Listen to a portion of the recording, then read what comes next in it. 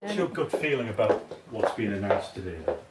I've heard it all before. Sammy Woodhouse was 14 years old when she was groomed by a gang of men in her hometown of Rotherham. When she asked for help, she says she was ignored. 10 years ago, people didn't even know what a grooming gang was. So I know that there has been movement there, but I still think as a country we are so far behind to where we need to be. To even get into a courtroom as a victim is so incredibly difficult. The Prime Minister was in the north of England launching new measures to crack down on grooming gangs. But this isn't a new problem. For a decade or more, high-profile cases often involved British Pakistani men abusing mainly young white working-class girls.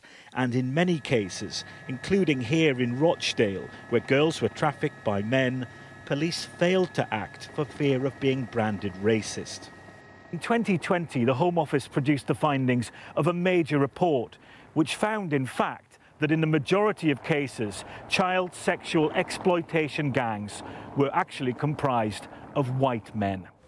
And yet the Home Secretary, Suella Braverman, chose to single out British Pakistani perpetrators as part of this crackdown.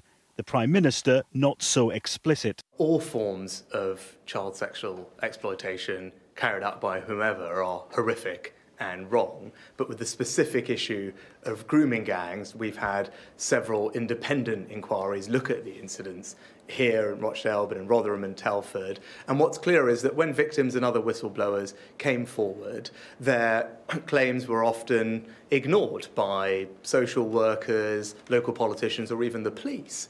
And the reason that they were ignored were due to cultural sensitivity and political correctness. Now, that's not right. The government says professionals like teachers and carers must report suspicions and cases of abuse or face prosecution if they don't.